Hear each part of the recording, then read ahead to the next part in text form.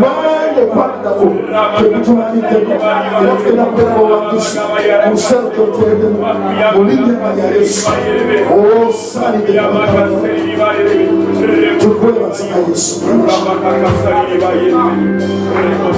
Kisera chiyogera tuyimuse Olugungano lwa fellowship ya GFM Bible yagamba tulimengo kowago kungana ngabo Luganda obuya obupe mulimo abatendewere twagate tumanyi tukyali nabo ku mikutu tukyabawuliza ku ssimu naye tetumanyi bakikuŋŋaanira obuya waliwo embi okusibamu amaanyi katimusaba lwozita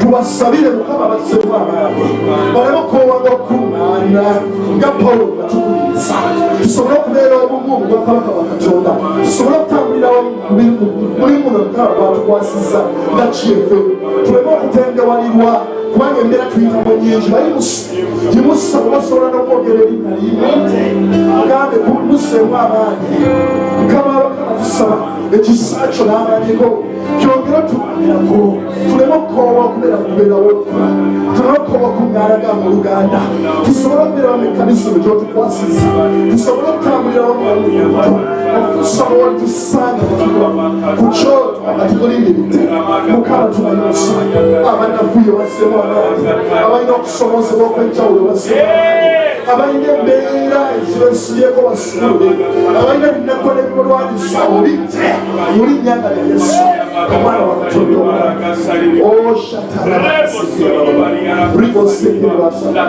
twongera okubimusa amaka gaffe agalina okusomozebwa okwegeremu obw'endala mu mbeera zaffe ng'abaami n'abakyala abaana baffe abali mu masana abali awaka atongera okwegalirira amaka gaffe Mukama atuwa ekisa ekiyimira Mukama atuwa ekisa ekigenda mu maaso Mukama atuwa ekisa eky'obwesigwa atuwa ekisa eky'obuvunavu atuwa emitima egy'ejjinja ateekamu emitima egy'ennyama tusobole okubeera abawanguzi mu maka Mukama baatutwalidde Mukama tukwebaza kubanga otutadde mu maka gano olw'ekigendererwa kubanga kyendabirwamu y'obwakabaka bw'owa Yesu Mukama tuyambe tukwegayiridde atuli wana makyanga leero kuba otaliyewo Mukama kyangu Katonda wange okwate ku mitima gy'abaami okwate ku mitima gy'abakyala okwate ku baana tusobole okubeera nga tutambulira wamu nga tussa kimu mu mwoyo omutukuvu nga tusabira wamu nga tukulafulira wamu kyakatalwawo mu bwesigwa mu bwesimbo Mukama buli mbeera yonna gye tunanyanga Kabaka tubeere nga tuwangula linnya lya Yesu Mwana Katonda owamu. Haleluya tuyimuse ensi yaffe Mukama mwatadde tuwangalire Uganda y'ensi yaffe kandi tugamba tuwa omukisa ebitundu ebyo tuwangalira Mukama mwatutadde mu kiseera kino simanyi oba onokikwamu n'ogenda mu nsi endala mu kaseera akakajja mu maaso nakyo tukyagala naye kaakano tuli wano katugiyimuse mu mikono gya Katonda tuyimuse abakulembeze baffe tuyimuse abakulembeze bonna ekonomi yaffe ebyenfuna ebyenjigiriza bingi bye tusoma bingi bye tuwulira naye tuleme okuggwamu amaanyi kubanga lino likkula lya Afrika yensibuko y'emmere mu Afrika yensibuko y'empisa mu Afrika Mukama asiga okiwanirira Mukama wanirira ensi yaffe tuleme okudda emabega naye tugende mu maaso okulembeza obulungi embeera ziri ennungi Kabaka abakabaka tukweyanzisa kubanga buli mbeera osigala gwe Kabaka kubanga omanya ensi eno n'okujjira kwayo buli kimu ekiri kyakatekwa okikoze nga kirungi osaala bashekera era mu mbeera yemuyimuse eggwanga lya Isirayiri mu maaso ga Katonda kubanga abayimusa Isirayiri mu maaso ga Katonda balaweebwa omukisa twagala omukisa ogwo Katonda wange tuyimusa Isirayiri mu mikono gy'Omukama abakulembeze baayo embeera zaayo ebyenfuna byayo buli kimu kitangataggwawo kyotesetese kulwa Isirayiri Mukama leka kituukirire ayina Kabaka kubanga ye mwana omubereberye naffe mwe tusuuka kitanga ataggwawo kubanga wamwagala ekyawani kyokigamba ayi Katonda wange tukuumire mu kisa ekisabira Isirayiri bulungi buli kawungeezi oweebwa ekitiibwa gwali waggulu weebale Mukama weebale Kabaka simanyi mbeera kigyosaya amakyagaleero naye oyinza okuba olina ekyetaago kyo ekyebuzibu bwe kyoyagala oteeke ku nnamulolo ya Mukama amakyagaleero nkuwadde eddakiika zino okiteeke mu maaso ga Katonda mugambe Mukama Kwetaaga kulwembeerera wiikendi nga etandise neetaaga okulaba omukono gwo oba mbeera yabyanfuna oba mbeera yabyabulamu oba mbeera yankolagana n'abantu abalala oba yamulimu gwo gwokimanyi kyosema kyamakyagala leero Mukama waali okusisinkana kubanga yeyeka yasalira amateebe yasalira obuyinza era yayina ekyokuddamu kyaffe yimusa ekyetaago kyewansi na Katonda kubanga ye mwesigwa talemererwa. Tukwebaza Katonda wange kubanga owulira okusaba kw'abantu n'abasanga babakyagala. Tukwebaza kubanga tuyimusizza amatendo n'okusinza era tukakasa tulina eggulu eriggula amakyagala leero okuleeta ebyokuddamu byaffe. Tuyimusiza era tukisasa nti obucupa bwaffe bw'eggulu bujjudde amafuta ag'okusiba era ogenda okusembeza emikisa gy'ogenda okuyiwa amafuta go obulungi bwo n'ekisa kyo n'ebyokuddamu byaffe byonna amakyagala leero osaanidde Mukama osaanidde Kabaka ogulumizibwe otenderezebwe kubanga gwe Katonda atakyuka. Tukuwa ekitiibwa era tukulumiza kubanga osaanidde era twongera okuwaayo saabiisi eno tugenda mu kigambo kyo tugenda mu bujulizi Mukama leka okubeerawo okwo kutumaanire leka ekigambo kyo nga kijja kigire maanyi okujja okumeresa ensigo obulamu bwaffe otutwala ku ddaala eddala eryokwagala ery'okumanya. Tukuwa ekitiibwa tukulumiza kubanga osaanidde era bino tubisabye mu linnya lya Yesu Kristo Omwana wa Katonda buli omu agamba nti haleluya haleluya amen amen amen. Twebaza katukubireko abakulembeze bakuba tusinza okusinza nokusaba tweyanze kakasanga Mukama atukoze bulungi. Amiina amiina. Oli musanyufu olw'okuba oli mu nnyumba ya Mukama. Dawudi atugamba nasanyufu bagamba tugende mu nnyumba ya Mukama. Kyokera kweyaguliranye weko obugambo bubiri bw'omugambo bumusaamu amaanyi omuleeta akamwenyumwenyu ku matama kuba bwe tujja mu maaso ga Mukama bwe tujja mu kubeerawo kano bingi bye tuba tuyiseemu tujja okuzibwamu amaanyi tujja okuyimusibwa ojja mu kanisa ojja okusinza n'oddayo nga emmeeme yennyigidde wateeka okuba waliwo ekikyamu tulina kujja wano okuyimusa emmeeme zaffe okuva wano nga twetikudde buli gugu nga buli ganogana tugazikiza natambulira mu buwanguzi ate netusobola amaanyi agatuyisa mu wiiki yensonga lwaki tukomawo buli wiiki tusobole okuzibwamu amaanyi. Yensonga lwaki omuzungu yagiyita saabiisi kubanga n'emmotoka yange endudde nga tisisigi saabiisi nga era teri mu mbeera nnungi naye era ogiwulira. Yensonga lwaki naffe kutambula kwaffe we tujja wano ku saabiisi tuba tuzisibwamu amafuta amajja amazzi amalala oyo omulala. Haleluya. Nkakasa ogamba kuti busere kiki. Amen. Twaniriza nnyo kusabye ya leero mwebala okujja mwebala okubeerawo tulemenga okuwaga okuŋŋaananga kabayibuli bwetwakuza olunaku olwaleero nja kusaba obujulizi abantu babiri bokka kubanga tulina ate okuwaayo abaana baffe olunaku lwakuwongayo baana eri maaso ga Mukama. Kandabe oba wooli olwaleero nga tugenda kuwongayo omwana okumutwaayo mu mikono gya Mukama oba oliawo bagenda kujja mu saabiisi ya luzumba weebali anti bagambye batubuulire oba weebali naye tebaliiwo anti emikono sigirabye. Aleluya. Muyimusa ku mikono tubakubireko mu ngalo abagenda okuwewangayo abaana. Aleluya. Kale obujulizi mu dakiika bbiri twoli wano ng'oyagala okuweera Mukama obujulizi manyi ffenna tubulina naye obudde tetusobola ffenna naye tukakasanga Mukama alina byakola obulamu bwaffe ate we tuweera obujulizi obwo ate n'abalala tuzibwamu amaanyi ne tuba nga tusobola okutaapinga okukwata mu buwanguzi obwo.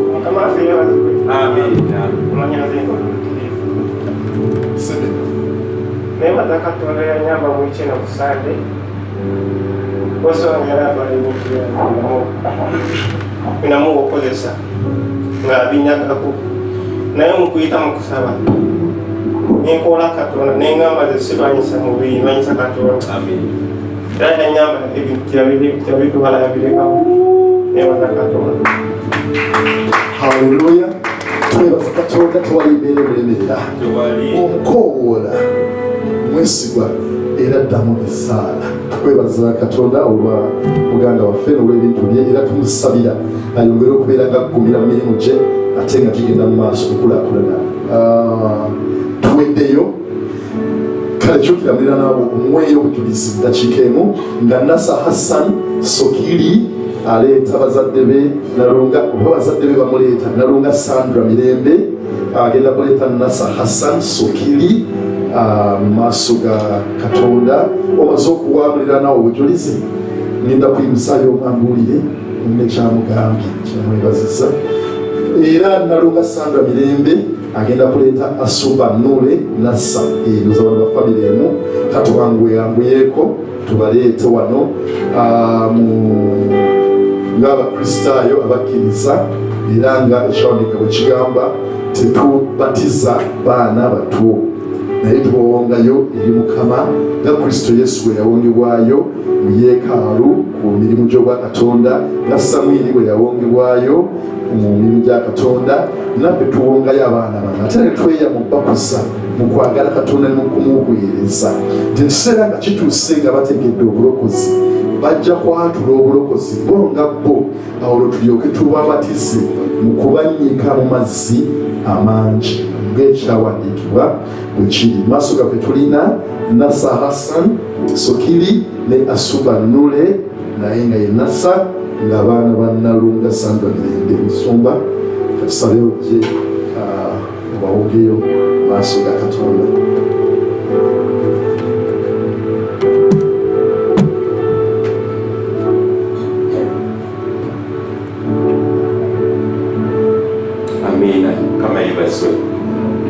Tulage Nasa yaliwa Nasa Hassan Sokiri. Nasa uliwokya uli bulungi buza kubala bagambe Mukama yebaze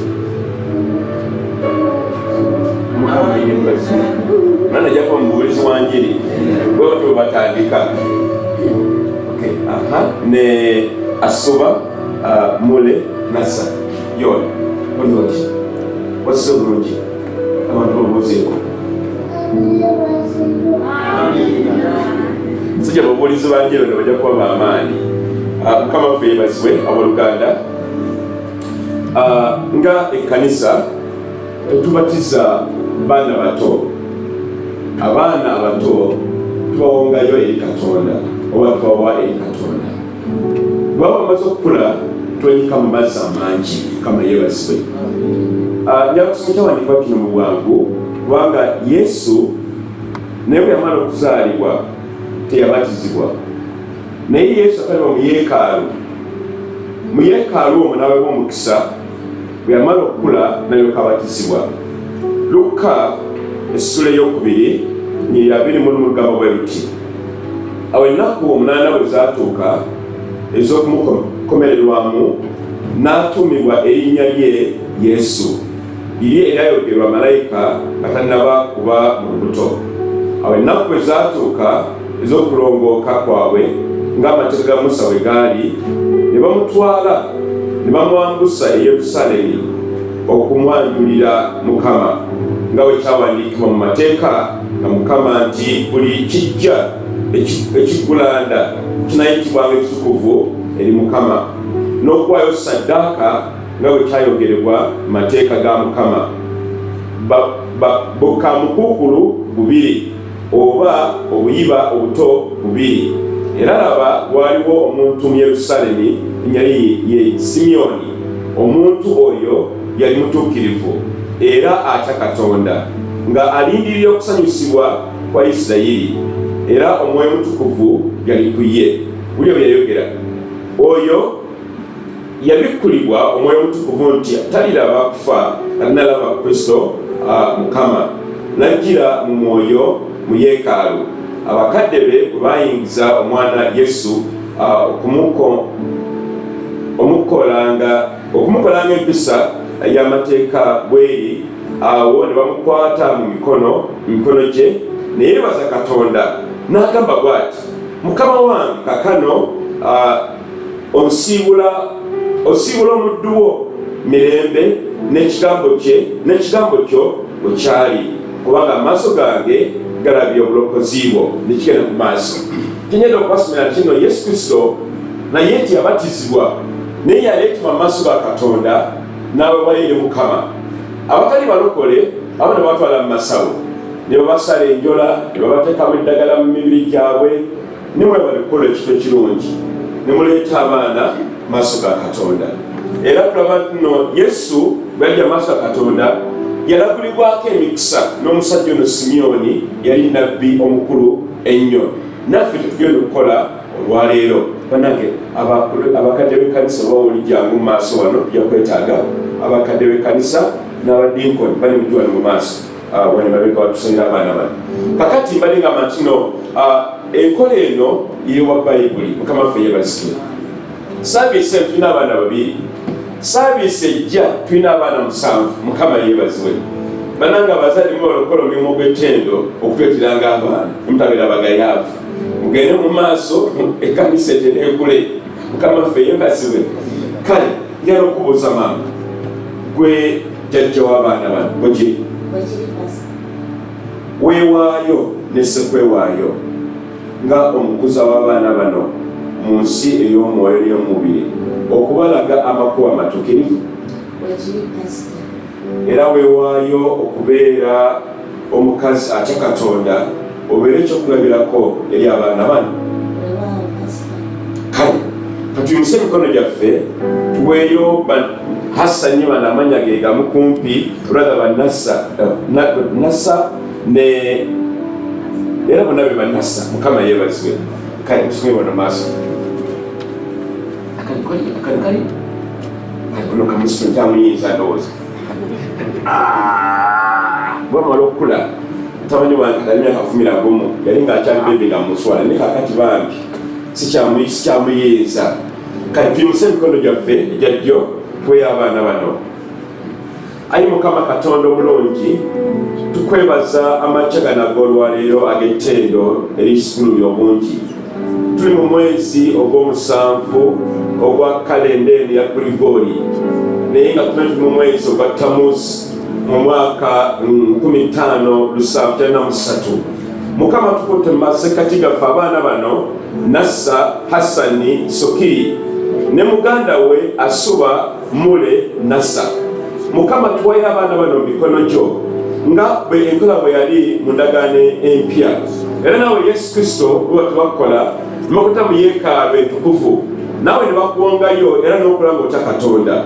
Mukama tusabira abaana bano Nassa, ayi Mukama, ne muganda we Asuba bakule nga bakutya era nga bakwagala. Era Mukama tusaba abaana bano baleke okusinza bakatonda abalala bonna, naye basinze nga ggwe wekka, ayi Mukama. Era Mukama ffe ng'abakadde b'ekkanisa n'abadinkoni n'abasumba tulangirira omukisa gwa Ibulayimu eri abaana bano, ogwa Isaaka ne Yakobo. Abaana bano babeere basajja abakusinira bakwagala. Era Mukama tusaba nti Omwoyo Mutukuvu abake okuvannyuma ku lwaleero, balibeera abasajja balaguzi, balibeera ababulizi ba njiri, balibeera abasajja batuukirivu mu maaso ga Katonda. Era Mukama tulangirira tebajja kubula mmere gye balya, wadde engoye ez'okwambala, wadde ensimbi ez'okugenda ku ssomero. Era Mukama tulangirira balimaliriza primary zaabwe, era Mukama balimaliriza ne secondary, bagende ku university. Mukama bafuuke abasajja bayigirize bakasinvu mu nsonga y'okuyigirizibwa, ayi Mukama, balifuna PhD Mukama. Era Mukama tusaba nti baliwasa abakyala abatuukirivu nabo babeere nga bo n'abakyala baabwe nga bakuwagalira nga bakuweereza Yesu. Tebajja kulwala, era gwe Sitaani tukugoba eri abaana bano baana ba Katonda. Tebajja kulwala, tebajja kufuna bisambi, bajja kuba baana batukuvu. Era Mukama tusaba n'abazadde baabwe abeewaddeyo okukusa abaana bano mu nkuzayo bwa Katonda obawa amaanyi obawa omukisa ayi Mukama babeere bakazi n'abasajja abagumu bataata b'abaana bano ne maama waabwe Mukama ne jjajjawe ayi Mukama babeere abakkiriza sinziggo babeere nga bakuweereza babeere kitangala ayi Mukama tukwebaza tukuwa ekitiibwa Yesu kubanga oli mulungi minyira kitaffe n'ey'omwana era omwe mutukuvu amina. Gende bajjajja okusonyiwemu certificate zabuzeemu katonotono naye sanijja kujja kwazirulwede. Amina. Mutukuvu mutukuvu mutukuvu Katonda ow'amaanyi timireko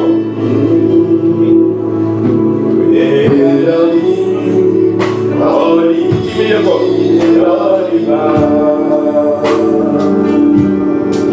mutukuvu Katonda ow'amaanyi mutukuvu mutukuvu mutukuvu mutukuvu Katonda ow'amaanyi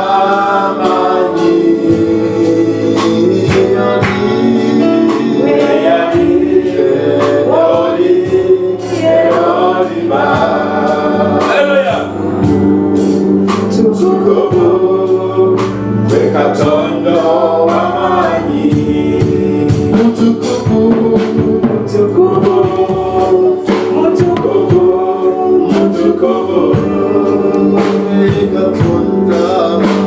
Katonda ow'amaanyi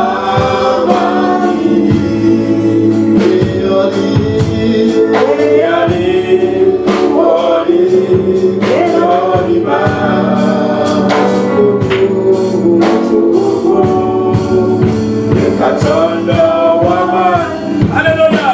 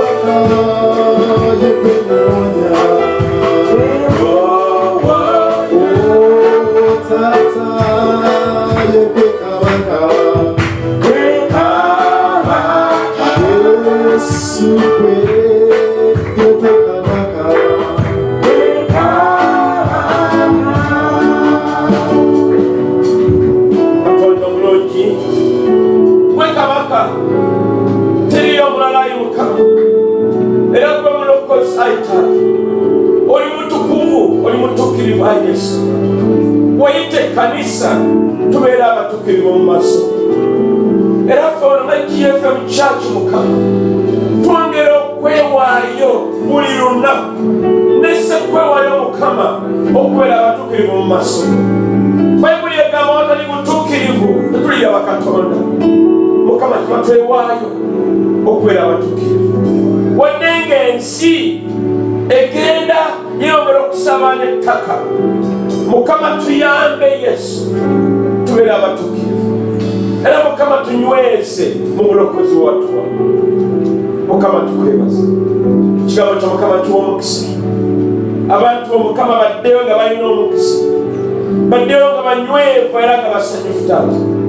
Mukama buli kintu mumutukirire ogereko naye. Mukama tukwebaza mu Yesu Kristo Mukama waffe. Amina. Wizo kutulako Oluganda.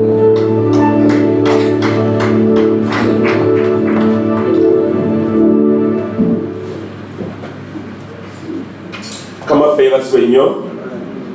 Kama favors wenyo Oluganda. Kama tumwebaza bane mubale nnyo okujja ne mufuna obudde okubeerawo mu service yaffe eno. Era Mukama tumanyi kiye akola ebyamagero ebyewunyisa n'atubeererawo mu ngeri yonna. Twamala omwezi ogwedde ogwa Juni nga tuli ku nsonga ey'amaka, kubanga amaka kintu kikulu nnyo. Tuli mu biseera nga omulabe alwanyisa amaka mu ngeri nnyingi nnyo. Bannange nayagala okwaniriza muganda muwala waffe Magi yimusa ku mukono gwo. Mukama yeebazibwe. N'abalala abasoosa eri omulala nga omulundi okusosa okubeera wano eri omulala emiwejeko Magi. Mukama yeebazibwe.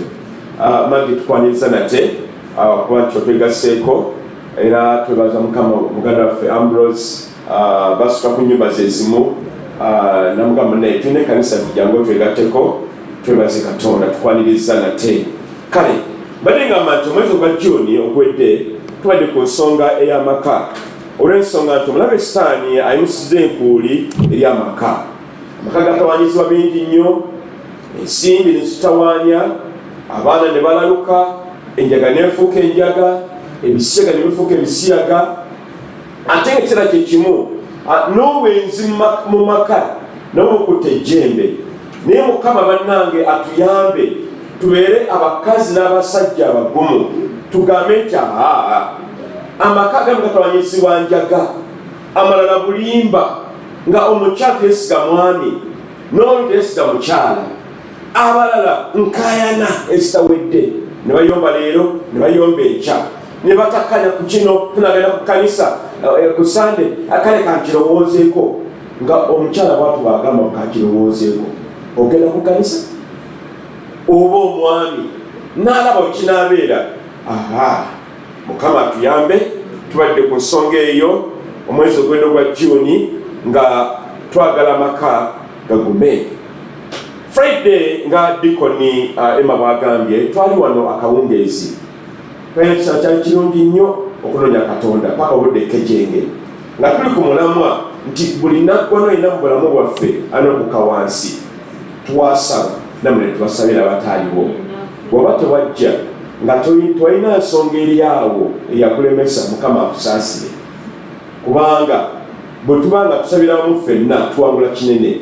Bayibuli egamba omwago ba 100 naye ababiri tugoba 1,000 n'okusukkawo. Kati tugende mu maaso. Kati buli Sande bwe mala okuggwa mbuuza Mukama ye kaakano abantu tunabaliisa ati Sande ejja. Ekirungi Mukama ategeera nange nanyangwizaako, naye weekend tanyangwizaako bwe kiri okubeera. Kati muze nayinamu ensonga egamba tugere ku nsonga eno ey'abannabbi b'obulimba kuba basukkulumya obungi. Mukama ne mubuuza kiriwo ewaawo, Mukama n'asirika kye. Nimugamba ne Mukama olunaku ne zitala okutambula, Sande eweddeko, Mande etuuse. Nemubuuza Mukama balaza yino eweddeko, tunabakumbulira abantu genda kubaliisa ki? Ekyo nkikola kubanga njagala nnyo okubeera nga ekibulwa ku katuuti wano ekiri mu kutima kwa Katonda. Gamba nti amiina. Ate kye mba ngoberera kye kino nti enkomerero ya byonna buli muntu atula mu kanisa muno agende mu ggulu. Saagala kuleka wano nya tugende ffenna. Bw'oli wampozi mu osazeewo ogenda mu geyeena wekka, wegenda wekka zisijja kuwerekera. Naye Mukama nze omukulimu gwe yampa kututeekateeka ogenda mu ggulu. Kakati Mukama nimubuuza ye taata tukoze tutya? Naye Mukama n'abeera mulungi n'aŋŋamba mugende mu bbaluwa ya Yokaana esooka. Kale nga bya lubalaata nagenzo giyitamu nga omusajja ono Yokaana alwana n'abannabbi ab'obulimba. Niyama Mukama weebazibwe taata, Mukama yeebazibwe, Mukama nansumulula. Era awo tugenda okusemba essiraawo ekitabo ekyo Yokaana, bbalwa Yokaana esooka erina essula 5 namba ezimalako omwezi gwaffe guno ogwa Julayi. Mukama yeebazibwe. Tugenda ziva kagere tunoonyereze ku nsonga zino zigenda okubeera ku lunaku olwaleero. Nzikiriza ntandike bwe nti ekkanisa yaffe eya GFM tulina omulamwa oba bita mission nga tugamba litwagala okubangula abooluganda okukula mu bintu eby'omwoyo. Bw'oba nga bakuze baveemu ebibala ebiribeerera. Mukama yeebazibwe. Naye nga kikolebwa kiki ekyo? Nga tuyita mu kusomesa amazima aga Bayibuli, n'okusaba n'okwegayirira n'okusomesebwanga n'okutendekebwanga. Bwe tuyita omwo nga tubuulira enjiri eyannamaddala ey'amazima, abantu bajja kukola mu bintu eby'omwoyo. Era ffe ensonga tosanga ino njiri ino nseeyeeya ejja kubeerawo nseeyeeya, naye tulina okudda ku mulamu omutuufu nga tumalisa okuwulya enjiri eno tukule tuveeko ebibala. Kati bw'obanga walokoka Oluganda omaze omwaka 8 mu bulokozi oba 2 oba 3, weebuuze nvaako bibala kiyinze ng'omuntu. Era ekkanisa enfunamu ki? Kubanga bwe tulina okufunamu naffe otufunamu, naye gwe tukufunamu nti Oluganda olina ebibala. Kubanga omuntu otalina bibala tusema muteme. Waliwo omuyembe guli wali mabega w'ekkanisa yaffe empe gye tuzimba. Olwakubyenga wali omuyembe guno sirabako bibala. Ntandise okubala ennaku. Ntandise okubala ennaku. Lwaki? Tukuli bibala. Kati Mukama atwagaza gwe nange tuveeko ki? Ebibala. Kati gaffe ekkanisa ya GFM twongera okwewaayo okubuulira amazima. Ffe ekkanisa yaffe twajja kuwano okunoonya ssente. Twajja kubuulira amazima, abantu balokoke, batendekebwe, bawagalibwe, bagende mu ggulu.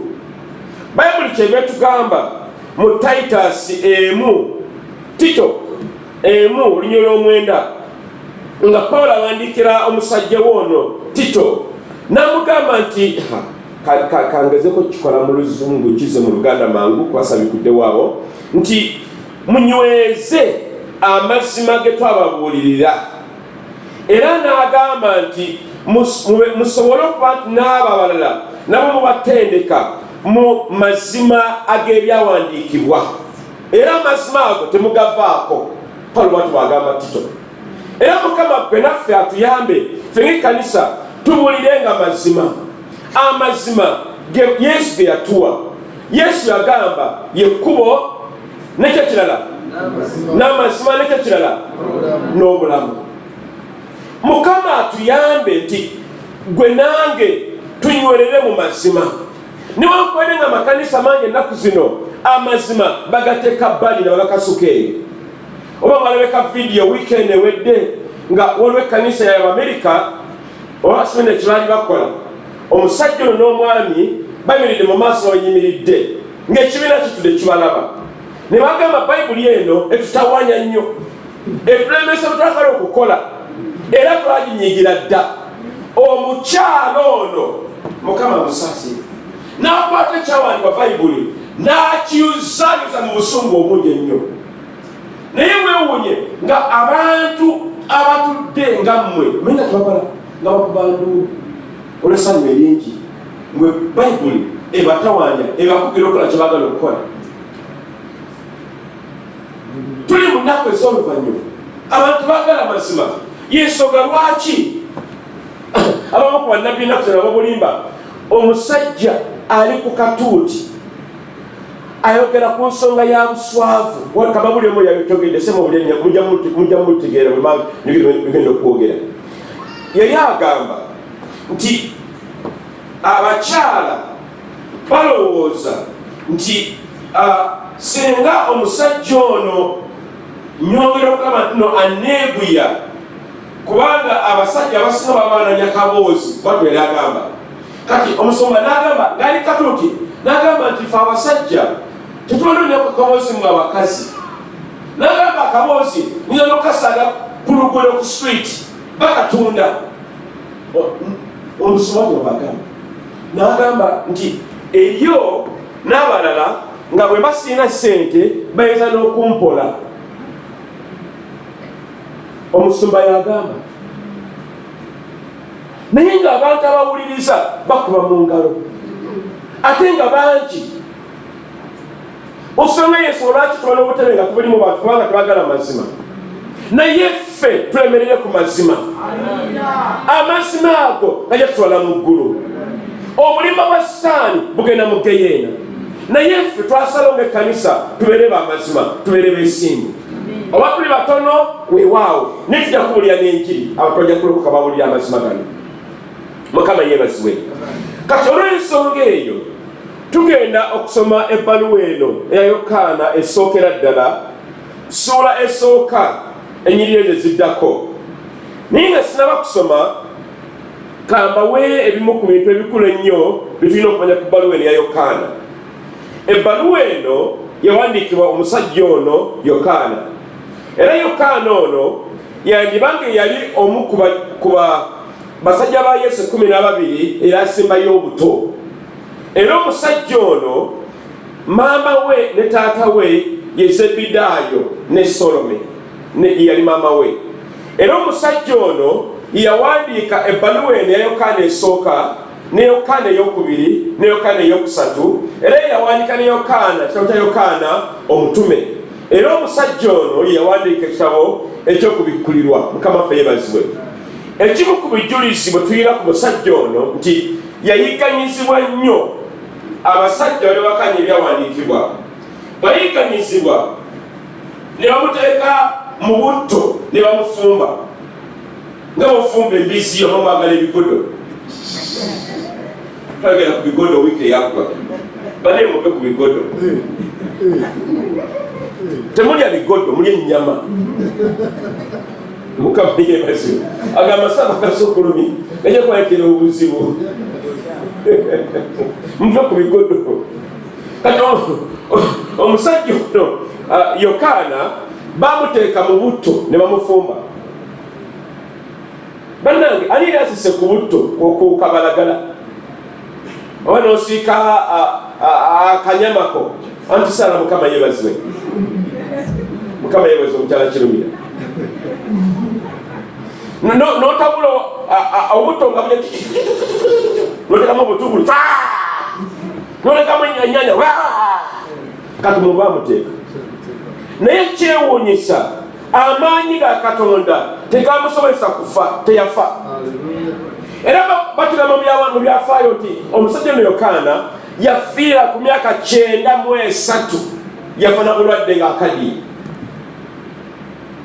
Bw'obeera Mukama tofa gamba nti amiina. Yeyina amazima ga Katonda ng'amazima ga Mukama toyinza gafumba, tosobola. Yeesonga lwaki abajulizi bafa mazima ne babakalira ne bagamba kale nkalirira naye sijja kuva mu Kristo Yesu. Era abakazi n'abasajja abaana Emiryango mu nnaku ez'oluvannyuma be balina amazima. Amazima y'ensigo gye weetaaga mu nsi ey'oluvannyuma. Ensigo ey'amazima tefa, ebeera ngumu, ebeera y'amaanyi. Omwami ono yawandiika ebbaluwa eno Yokaana ey'olubereberye. Era ensonga kyagiwandiika nga mu biseera ebyo nga bannabbi b'obulimba nga bangi nga beeriisa nkuuli nga bwe guli olwaleero. Omusajja nawe kanagamba ndira bannange tulemerere ku mazima, tuyimirire tusembe wakati, tusigalire ddala ku mazima gaffe, oba tufa tuve naye ku mazima. Yokaana naye kawandiika ebbaluwa eno. Kale tulikuleka bakulinanyakulaba Bayibuli yo. Bannange ensonga eno kaba na Bayibuli sigenda kugivaako. Siyinza kusumba kanisa ng'ojjanga ajja okulaba omupiira. Ono si Namboole baaba. Naye bamubuuze Bayibuli ye eriwa.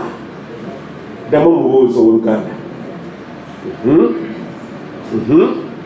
Joseph Bible ye liruddawa? Taka waggulu tulabe.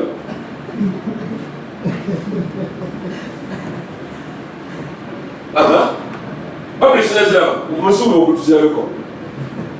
Stone eyeriwa. Akatabo akawandiikibwa mukaliwa. Akatabo kaliwa. Baba tekinolojia mmwe mala kutubuzaabuza. Musajja yagamba nti no Bible zaffe zonna ziriko Bible ekitabo ekitukuvu. Ekitabo ki? Ekitukuvu. Naye teriyo si muntukuvu. Jeri tulina gikozesa naye bale kino tukyeteekemu Bible tuba nazo gamba nti amiina. Nze sijja kuba ku nsonga ya Bible sigenda gifaako paka lwendifa. Njagala ekkanisa yaffe ebeere nga Bible tuba nazo n'abaana mubagulye Bible. Mukama yeebazibwe. Nja kutuukisa nga mbeera wali ku mulyango watu na Bible toyingira. Ojja kukola ki mu kkanisa? Ojja kulaba sikaati z'abakazi n'abasajja abawoomu.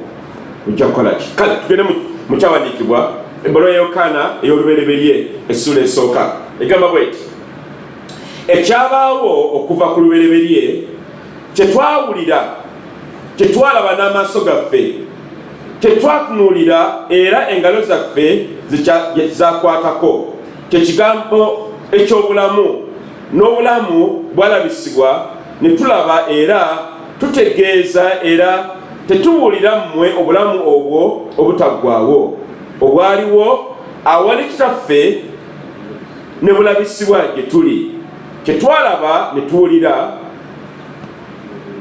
kye tubabuulira nammwe mulyoke musse ekimu naffe era naye okussa ekimu kwaffe. Kuli ne kitaffe era n'omwana we Yesu Kristo.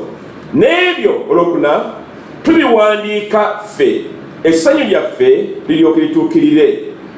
Ne kino kye kigambo kye twawulira ekyava mu ye era kye yatubuulira mmwe nga Katonda gwe musana. So mu ye ekizikiza temuli n'akatono. Bwe twogera nga tussa ekimu naye ne tubuuliranga mu kizikiza tulimba ne tutakola mazima. Naye bwe tutambulira mu musana nga ye bwali musana tussa kimu ffekka na ffekka. N'omusaayi gwa Yesu omwana we gutunaazaako ekibi kyonna. Babuli egamba bweti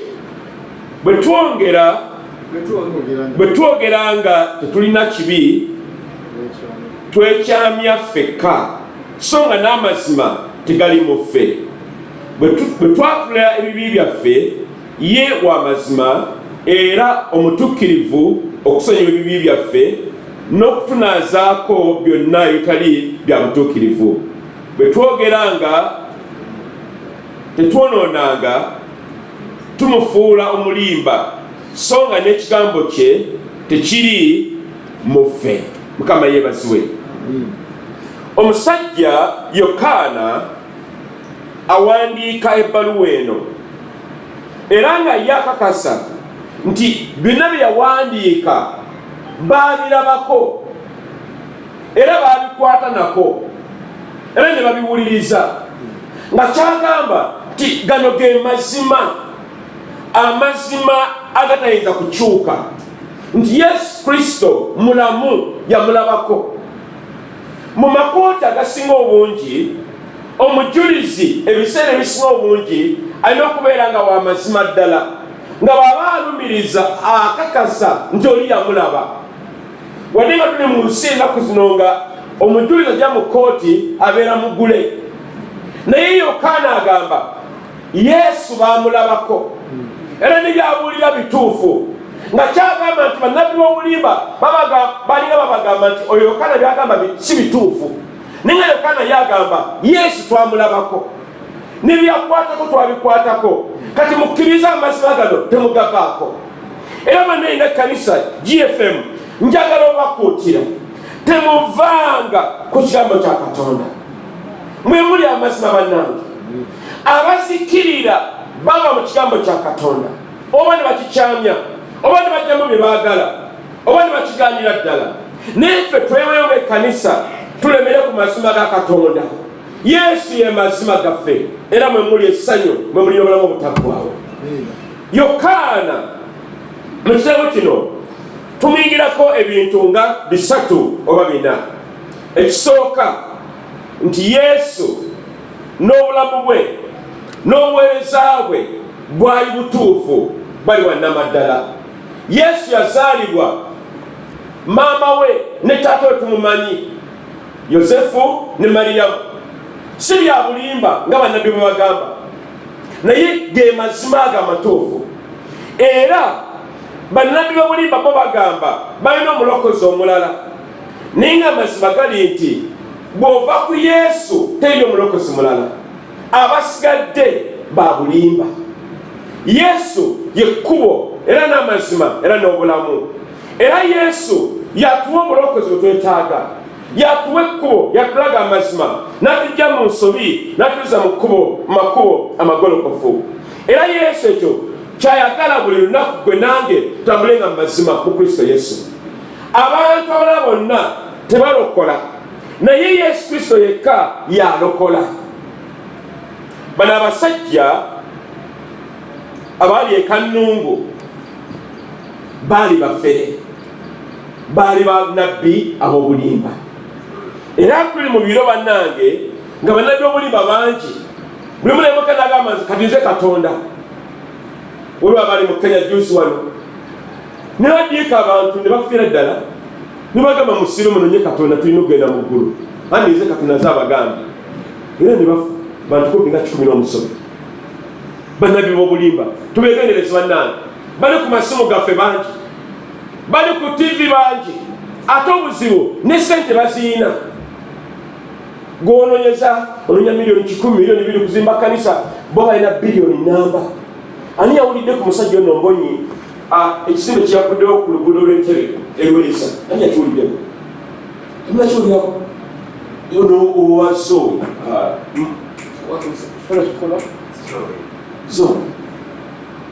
baguddewo ekizimbe kirimu $1,000,000 6.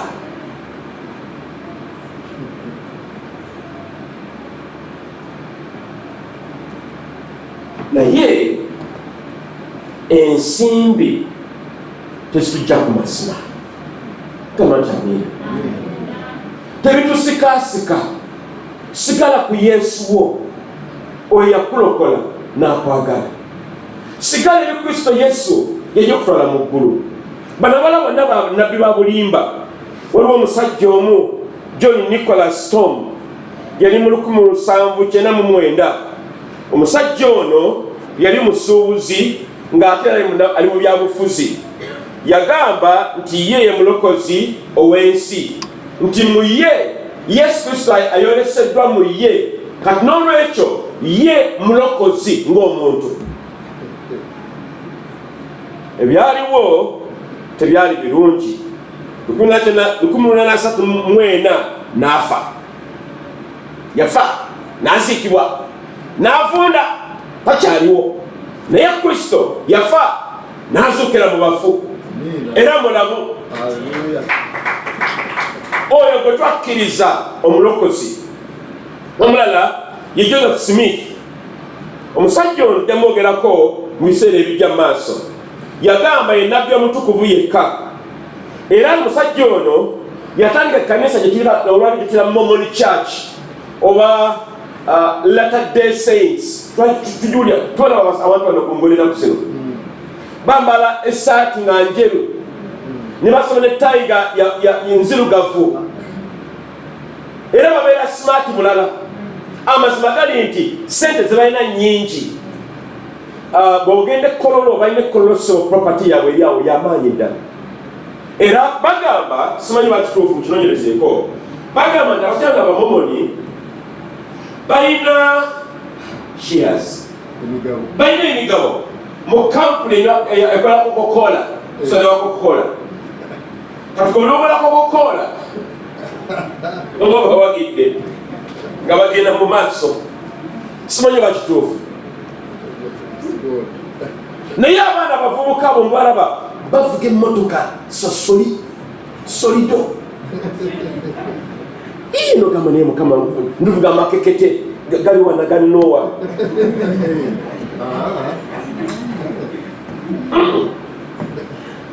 Naye omusajja ono yetange kanisa ya Momoni, mu musajja ojja mu maaso tuyinza okugenda tusimba akati wawe basubwa wawe bagwa. Bano abasajja betulina kuzina bonna balina ebizibu, ate ekibi batandika bulungi abasinga obungi ne bagenda nga bawaabwa bwe bati. Ku Lwomukaaga mukyala nampereza ka message omukyala mukwano gwaffe nga afunye obunnabbi nga Mukama ayagala abasobola okutuukirira omusumba Grace Lubega owa Fanero atandika okudda ku mulamwa gy'abadde alaze akole ki afeeyo. Ebino bisi byange simanyi bwe mufanero oba ogendayo tugende mpolampola yandibanga birabika bulungi bimasamasa God, naye ng'ebirimu si birungi. Mukama atukowoola tudde ku mazima. Omusajja omulala bamuyita Sun Moon, twamulyako ndowooza, mu South Korea, musajja w'amaanyi nnyo, ekkanisa yali bwaguuga. Era omusajja ono yalangirira nti Yesu Kristo teyamaliriza mirimu gye, ye yagenda ogimaliriza. Mukiwulidde bannange? Kati mu bbaluwa ya Yokaana yatugamba nti Yesu gwe mulamwa, era ku Yesu tetuvaako. Ekyokubiri tutulaba mu bbaluwa eno ya Yokaana nti Yesu Kristo ye yekka awa obulamu obutaggwaawo, teriyo mulala yenna. Bayibuli etugamba mu Bikola Batume 4:12 nti teriyo bulokozi okuggyako mu linnya lya Yesu Kristo yekka, teri bulokozi bulala. Naye bano abasajja bagamba bwe balokozi benjogeddeko. Mukama atukowoola gwe nange mu biseera by'oluvannyuma tusigale ku mazima ga Kristo aga Bayibuli, tusobola okutambulira mu go tugende mu ggulu Mukama gy'atundiridde okubeera wamu naffe. Essomo eryokusatu mu ssuula eno gye tulaba nti tusaanidde okubeera nga tukuŋŋaananga olutawedde. Katugereko bwe nti olunyira olwokusatu lugambye nti kye twalaba ne tuwulira kye twababuulirira nammwe mulyoke musse ekimu naffe. Okussa ekimu kwe kuŋŋaananga ne tubeera wamu ne tusoma Bayibuli ffenna wamu nga tuli mumu omuntu omu nga tugenda mu ggulu lyerimu. Mukama atukowoola tubeere nga tukuŋŋaananga olutawedde. Lwaki? Bw'otakuŋŋaana ogenda kuwola. Amanda oba essigiri bw'omala oba ng'okumya essigiri oba ekyoto n'omala ojjamu eryanda limu n'ogamalamu n'ogaawula nga tigali wamu together, amanda ago gamala ne gazikira. Bananisibo kiri abamu ku ffe okeera ku Sande abana agenda ku kanisa kale kanebakamu katono ne Mukama akimanyi nkola nyanti neweekola nabami neweebikka gosigala ojja kuwona ate omala okola ogenda mu keyeena. Nze tonnenyanga ze nkugambe Mukama atuyambe tweweeyo okuba tukuŋŋaana buli lwa Sande ne twewaayo ne ssekwewaayo. Muzikirize newalemu katono nnyo. Njagala nnyo nazaala wange omukyalo oyo gwe mulaba yeewaayo okuŋŋaana 100 ku 100. era sanda ababuuza abaayi temunneerabira abaasaba okumutambuza naye tufune essanyu ze n'omukyala okuba nti maama waffe ayagala nnyo okuŋŋaana katubuuza ogamba nti no walina biki okimanyi nekiro ku lwokutaano yali atuddaawo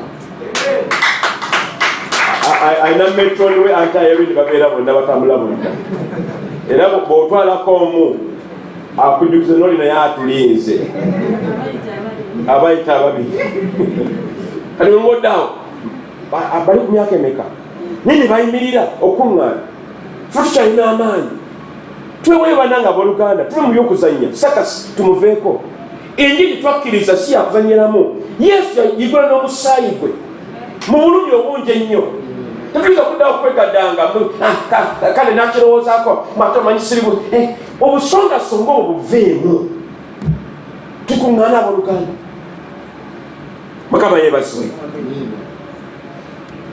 ekyokuna tulaba mu nsonga eno mu ssuula eno ey'olubereberye enyo olwokutaano n'olwomusanvu ligamba bwe luti olwokutaano n'olwomusanvu tukaddemu tulusome agamba nti ne kino kyekigambo kyetwawulira ekyava mu ye era nga tubuulirira mmwe nga Katonda gwe musana Yesu Kristo gwe musana awatali Yesu nzikiza kakati ffe tuyiga nti nno bannabbi obulimba bo baagala kizikiza ne beekweka omwo kye batali babeeranga nga wolves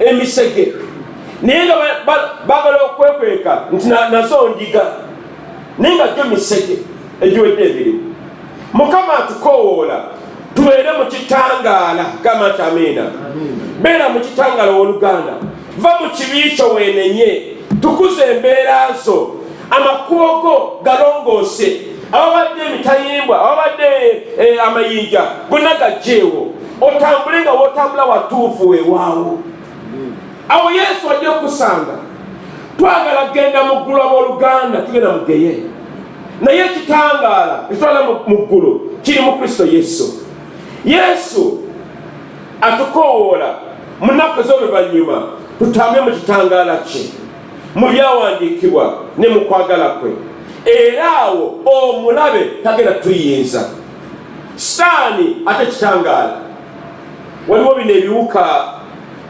ebikennembi tubimanyi ndowooza ebiwuka ebyo bw'ojjako ettaala nebiryoka biyingala nebyegazi nebiwamba akafo konna so kiri naye tyako ettaala bikola bitya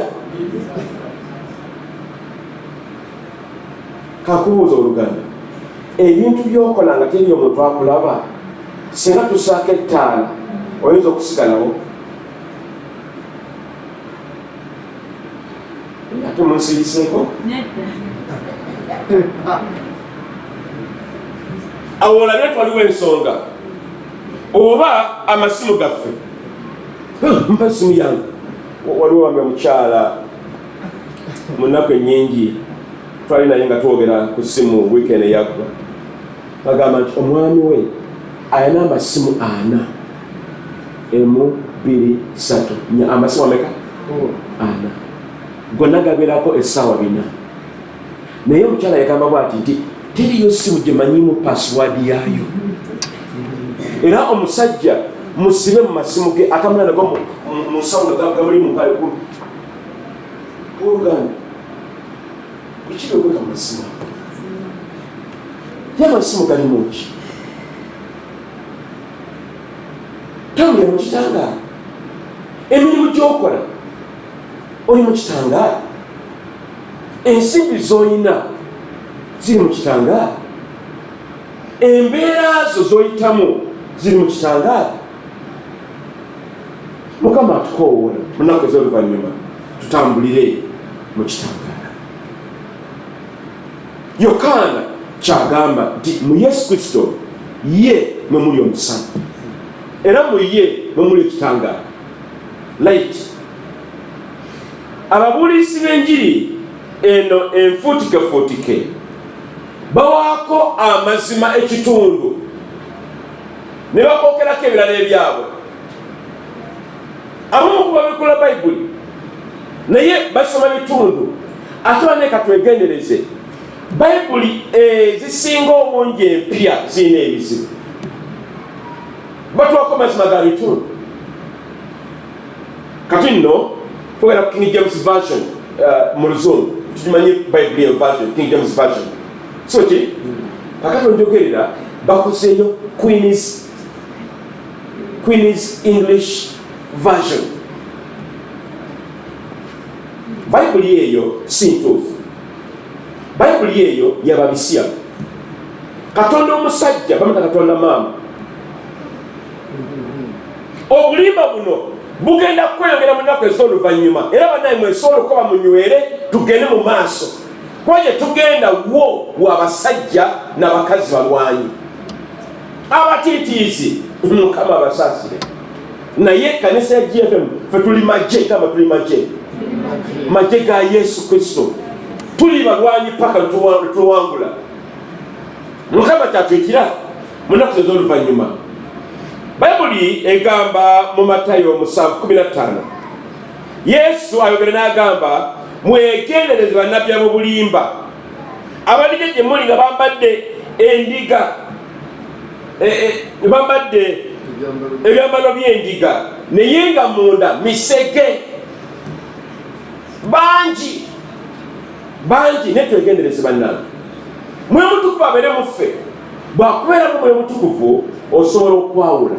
Ogamba wano nno waliwo obuzibu naye kambuka enzire sajja eddako. Lunyira 8:10 mulimu ekyokuyiga ekirala.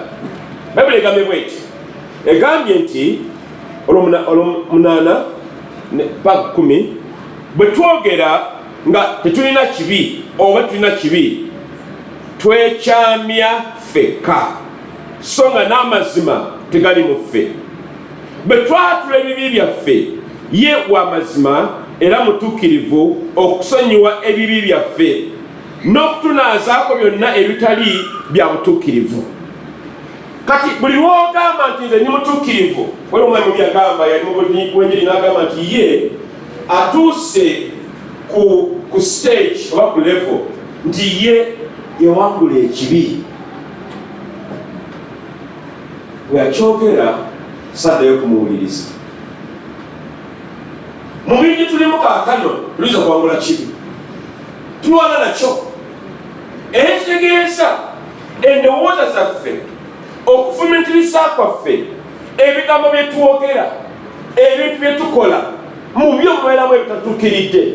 Y'ensonga lwaki ensonga ey'okwenenyanga ebyaffe nga tutukooye nkulu nnyo buli lunaku. Gamba nti buli lunaku na buli kiro nja kwenenyanga. Kubanga oluusi twonoona nga tutegenda kutegeera. Tuli bantu era Mukama akimanyi. Era omuntu agamba nti tera kwenenya, oyo muviireko ddala. Era bannabbi b'obulimba bo mu njiri yaabwe tebeerayo kwenenya, tebeerayo kibi. Boogera bugagga, tuwagala obugagga, naffe tuwagala. Si bwe kiri bannange, naye obugagga tujja tutwala mu ggulu. Tutwala mu ggulu butuukirivu n'amazima ga Kristo Yesu. Kakano Bayibuli n'egamba nti bwe twatula ebibi byaffe, ye w'amazima. Okwenenya si kabonero kakulaga nti oli munafu oba tolina maanyi. Okwenenya ebibi akale kabonero akalaga nti oli musajja w'amaanyi, oli w'amazima. Ngaffe abakkiriza Kristo Yesu twenenyenga ebyaffe buli kiseera era buli lunaku. Lwaki? Mu kwenenya ebibi mwe muli amaanyi n'okukolanga ebyobutuukirivu buli kiseera. Mukama atuyambe gwe nange nti wadde nga bano bakola ebikyamu byonna eyo, ffe tweweeyo okukola ebigwanidde mu maaso ga Katonda. Bayibuli egambye bwe twatula ebibi byaffe, ye w'amazima era mutuukirivu okusonyiwa ebibi byaffe n'okutunaazaako byonna ebitali bya butuukirivu. 10 bwe twogeranga tetwonoonanga tumufuula mulimba. n'amazima nago tegali mufu. Jjukira Mukama atuulira mutima gwo. Ebirowoozo byabimanyi, ne banaaba okulowooza nabyabimanyi. Kati bwe twongeranga okwatulanga buli lunaku oba buli kadde, tuba tuli mu kkubo ery'obutuukirivu. Tulina omuze ewaffe bwe tuba tusaba nga tugenda okwebaka, twasaba tusula na kibi. Tulina okwenenya ebibi byaffe. Twebakanga na kibi, bwogenda okwebaka twebaka na kibi. Kyenenye kifulumye. Yesu ayinza okukomawo ng'okyebasi. Mukama yeebasibwe. Kale buli bannange bugenze naye njala kumaliriza bwe nti ensonga ey'okwenenya Mukama gye yatuwa okuba nti bwe tuba tusobezza tusobola okudda eri Katonda. Era okwenenya okutuufu okw'obwa Katonda kwetaaga omutima ogumenyese oba emitima egimenyese olw'ekibi. N'ekyokubiri, okwenenya okutuufu tusaba Katonda atusonyiwe ebibi byaffe, era nga tumusaba nti tetuddamu kukola kibi ekyo. Gaba bw'okyenenya leero tokiddamu nkya. Tubeera nga bwemaze okusesema, bwe mala okusesema neetambula ate neekomawo neewuuta.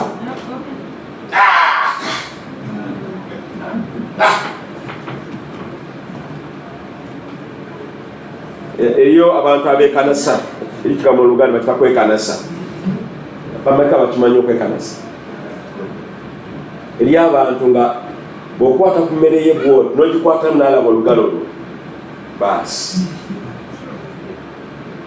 mutabani wange nga walimu akantu bwe kati teyeesiga mikono gy'abalala. Ali mugamba musajja wange olina okukendeezaamu bulamu tebubeera bwe butyo, naye ku sayidi emu Mukama atuyambe nti nno tetuwuuta byetwasima obwedda tubiveemu ebyo kubanga tuyagala mu Geyeena. N'ekyokusatu, okwenenya okutuukirivu kubeera kwa mazima, era ekibi tukyenenya tukivaako netukita. N'ekisembayo, okwenenya okutuufu kuleeta obutuukirivu, ne tuba mu mbeera zetwalimu enkyamu tudde mu mbeera entuufu. Mukama tatukoowolera. Nga maliriza, omusajja ono Yokaana yali mu kanisa yasooka. Muyinza ogamba nti bannabbi b'obulimba bakajja baaliwo okuva dda nedda. Era Yokaana teyakirumamu, n'atubuulira amazima. Mu mazima omwo bwe tuba tutambulira. Njala okubuuza ezunaku olwaleero, ebigambo bino biwulidde bulungi, naye gwe walokoka? Yesu ali mu ggwe? Bw'otunaba kulokoka, y'olimusa omukono gwe waggulu bw'oti akusabye fune Kristo ng'omulokozi. Kubanga okulya bino byonna nga tolokoka tebikuyamba. Naye Mukama agala oveeyo gye wali eyo mu bibi odde eri Kristo omutuukirivu. Era tunaba kulokoka bannange. Kale bw'obanga walokoka, nja kusaba oyimire ku magulu go. Twebase Katonda olw'ekigambo kino ti Mukama atuwadde enkizo ey'amazima wadde nga tuli mu biseera by'abannabbi b'obulimba. Yimusa eddoboozi webaze Katonda olw'ekigambo kino. Ziriza ku maaso g'Oluganda, Yesu omwebaze olw'ekigambo kino, amazima agatali mu bulimba. Era webaze Mukama nti Yesu Kristo ye ge mazima, ye kkubo n'amazima n'obulamu. Era mwebaze Yesu. Mimiso kumala obwozi twawulyeko. Twebaze Yesu nti ye wa mazima, si wa bulimba.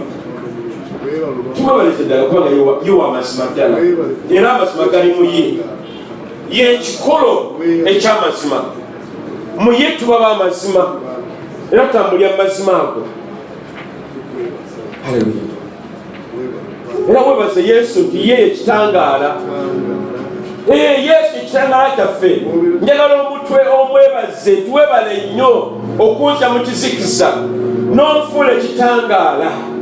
Era nange njagala okwewaayo, genda maaso weeweeyo olunaku olwaleero Oluganda, ove mu kizikiza ojja kuzikirira.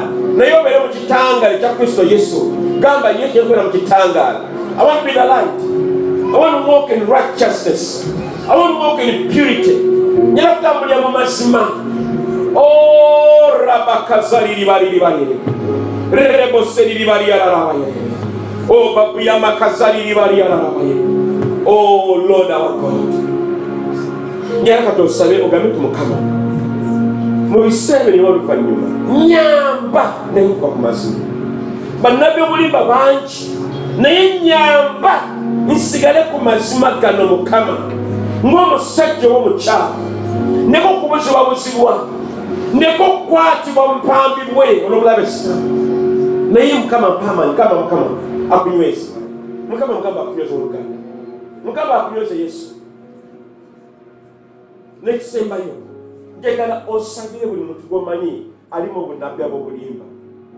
Abamu ku baana baffe ba Luganda bakisibwe bajjajja bakojja bali omwo bali mu obulimba ate bangi. Gamba Mukama abakomyewo balaba amazima ga Kristo Yesu. Buleke okuzikirira. Basabire Oluganda basabire. Kwaya bannange mujje. Mukama tukusaba Yesu. Ab'enganda zaffe Mukama. Mikwano gyaffe bangi babuze. Bali mayigiriza agatali matuufu. Bali bidini biri awo bya biferefere. Mukama bakomyewo ttaka. Bajjo Yesu. Mukama tukwebaza Yesu. Ira maaso webaze Mukama olw'ekigambo ekyo kitujjidde kyakaleero. Webaze Mukama kubanga tukakasa nti bwe kinajja ng'enkuba bw'ejja okumeresa ensigo mu ttaka tekigenda kuddayo okuggyako nga kituukiriza ekyo Mukama kyakiweerezezza. Tukwebaza Mukama olw'ekitiibwa ogulumizibwe ku bwa Yesu Kristo Mukama waffe tusabye.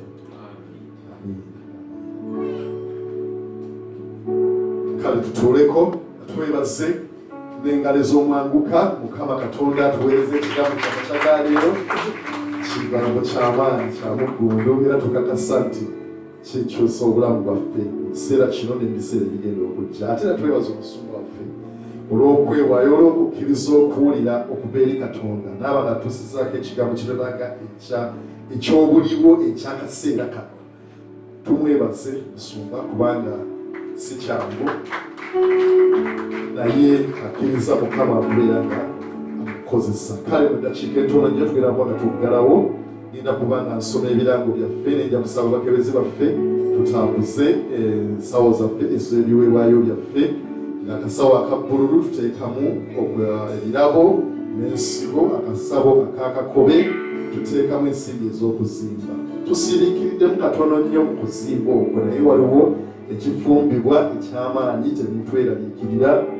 Mu nnaku entono nnyo tugenda kuba nga tusimbula ate n'omuggundu. N'olwekyo tuweeyo mu kukkiriza, tuweeyo mu kwewaayo. Akatono ke tulina kiiko Mukama agenda kakozesa. Katwebaze Katonda olwa overnight ekiro ekyokusaba kye twalimu ku Lwokutaano. Nkakasanga abaaliwo mwenna twaganyulwamu era tujja kubajjukiza nti buli Lwakutaano olusembayo mu mwezi ekyoto twakiggulawo wano emyezi 3 egiyise era tekigenda kuddirira. Tuvube tusobole okubeerawo kwa Katonda ekiro ekyo. Mukama mwesigwa agenda kukola ebikulu era ebinene masekatiga. Buli Lwakusatu tubeera n'okusaba n'okusiiba ng'ekkanisa. Manyi tulina bingi bye twetamu byera obuweereza bungi. Abamu tusaba ku Mande, ku Lwokubiri tusiiba, ku Lwokusatu tusiiba, ku Lwokuna. Naye olunaku olwo Lwokusatu tuluweeyo lunaku lwa kanisa lwa GFM. Tusobola okubeera nga tubeera wamu nate kwawongezi tubeera ku oltaali wano kusaba obwo nga tumaliriza. Tujja kwongera okwezzaamu amaanyi abasobola tusobole okubeera nga tubeerawo tweweeyo okubeera nga tuyimirira mu kituli ku lwekyo. Amiina.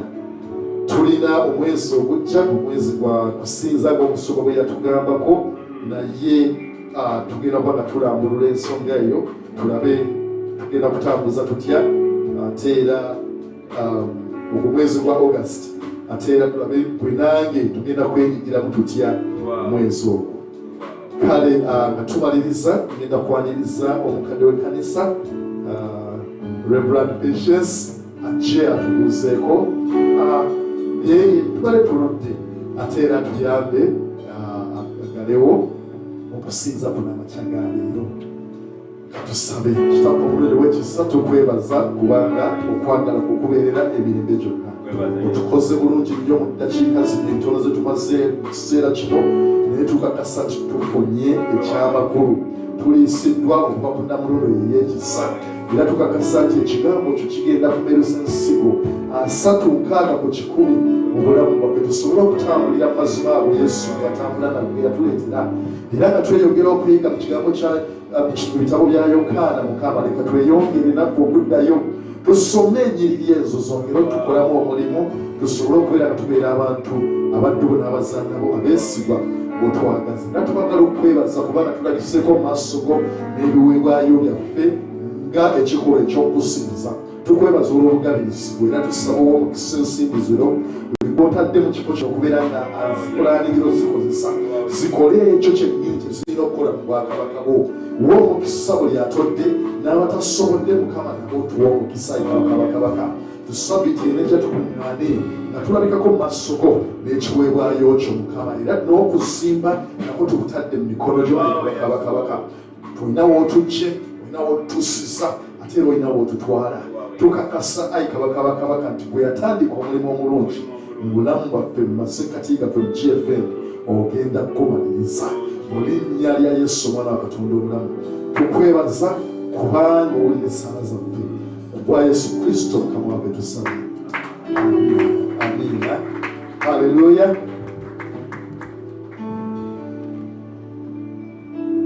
Abooluganda Mukama yebazibwe. Bane nsanyuse nnyo okubalaba.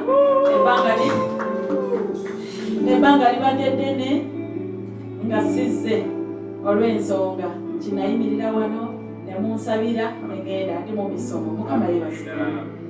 Naye Mukama mwebaza era alina ensonga lwaki yantwala okusoma. Ng'akimanyi nti ndi memba wa GFM ate byanansomesa nga nina obikomyawo mu kanisa. Mukama yebazibwe. So mbadde nina olupapula lw'empandiika nti tukola tutya ekkanisa okola ki? Okula. Mukama yebazibwe.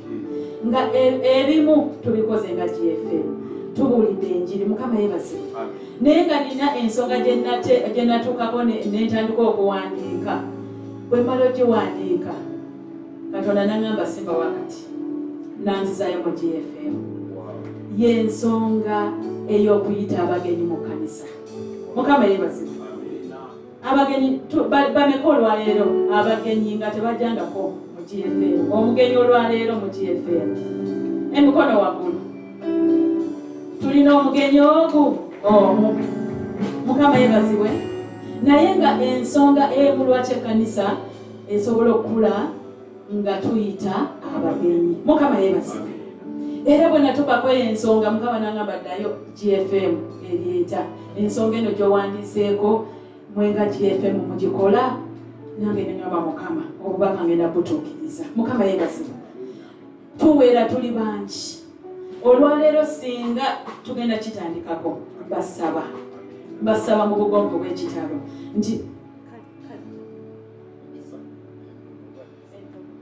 nti nga ffe GFM tutandike ennono eyo ey'okukola tutya ey'okuyita abagenyi. Mu bagenyi bano be tunaayita Mukama yebazibwe. Be banaatula ne bawulira ekigambo ng'olwaleero ekigambo batuwulidde okubeera ku musingi ogw'obutukuvu n'obutuukirivu. Mu bagenyi abanajja mwe tunaafuna bamembers ba GFM. Mukama yebazibwe. Era nga bwe tuze olwaye nga tulinamu omugenyi omu kyabulabe nga ffenna mu kkanisa tuli bamembers. Mukama yebazibwe. Ng'abagenyi ki? Nga tetulinamu bagenyi. Kale mbasaba nga message bwe yajja gyendi. Mukama yebazibwe. Ebeere nnono. Buli omu akole ki? Afune gwayita. Buli sande tuli nga 7 oba 10. Kati buli omu bajja n'omugenyi omu. Ekkanisa tekule. Ejja kula definitely. Kale bwe bubaka bwe mbadde ndeese Katonda ng'atuta okusoma bingi byansomesezza naye kino katukikole nga GFM tubeere ey'ennono tugitandikeko tuyite abagenyi bano ate abamu abasituyina n'emmotoka zaffe abagenyi abo tukole ki tubaleeteko omwezi weguggwerako ng'abagenyi bano tujja nabo nga tubayita ne batula ne bawulira ekigambo kya Katonda bajja kusalawo bagambe mu butuufu nze nfuuse memba wa GFM. Mukama yeebase obubaka bubadde ndeese kale nga tugenda okugalawo tugenda ngenda basaba muyimirire tugalewo saavisi eno twebaza Katonda kubanga saavisi ebadde y'amaanyi ekigambo kibadde ky'amaanyi ate era nga ndi musanyufu nnyo era ng'omusingi ogumu ogukuza ekkanisa gw'omusingi gwe tuliko nga GFM ogw'okuyimirira ne tuwulira enjiri ey'obutukuvu n'obutuukirivu ekigambo eky'amazima. Mukama yeebazibwe. Kale taata twagala okwebaza weebale nnyo weebalire ddala taata kitangayi Mukama nti nga watuwa omusumba waffe musumba Sebuguzi nga ennono gy'ayimiriddeko naffe baakulembera okuyimirira ku kigambo eky'amazima. Tukwebaza taata kitange kubanga ekigambo kibadde ky'amaanyi. Mu butuufu amakanisa mangi abasumba bangi naye nga tebayimiridde ku kigambo eky'amazima naye ekigambo nga bwe kise gye tuli ku nkya y'olwaleero ffe abakiwulidde Mukama wange taata kitangayi Mukama taata leka tunywere tuleme okusagasagana mu linnya erya Yesu Kristo Mukama wange taata ekigambo kino Dawudi nga bwe yayogera nti n'ateekanga ekigambo kino mu mutima gwange neme okwonoona. Omusumba atukulidde ebigambo bibadde birungi bibadde biwoomu nga Dawudi bwe yayogera kyekigambo kya Katonda kiwoomu ng'omubisi gw'enjuki. Kati nga tugenda nga tumaliza saavisi eno leka tugende ebigambo bino byatuwadde leka tubiteeke mu mitima gyaffe mu linnya erya Yesu Kristo Mukama waffe taata kubanga kitangayi Mukama ekkanisa tesobola kuyimirira nga okujjako ng'eri ku musingi ogw'ekigambo eky'amazima. Kale taata kitange kyetuva tukusaba nga bwe tuwulidde ekigambo kino nga tugenda Mukama mu wiiki eno yonna Mukama wange taata kitangayi Mukama tutambulire ku kigambo ekyo eky'amazima Mukama wange taata kitangayi Mukama taata otulabudde bannabbi b'obulimba bangi Mukama wange taata kitangayi Mukama ate nga tulina ne bannaffe bangi abali eyo taata kitangayi Mukama taata otuwa obuvumu okwogera nabo Mukama wange taata nga bw'oyogera nabo era obakwateko Mukama wange taata kitangayi Mukama basobole okukomawo ku musingi ogw'ekigambo eky'amazima. Kitange tukwebaza omulungi laba nga tugenda Mukama wange taata kitangayi Mukama leka tugende Mukama wange taata kitangayi Mukama tugende nga tuyimiridde bulungi nga tunywedde bulungi nnyo Mukama wange taata kitange nga otusibiridde entanda mu linnya erya Yesu Kristo Mukama wange taata. Kale taata wange obulungi obw'ekisa ekingi nga tufuluma wano tufulume n'omukisa ogwaki Katonda kitaffe Katonda omwana Katonda omwoyo omutukuvu mu linnya erya Yesu.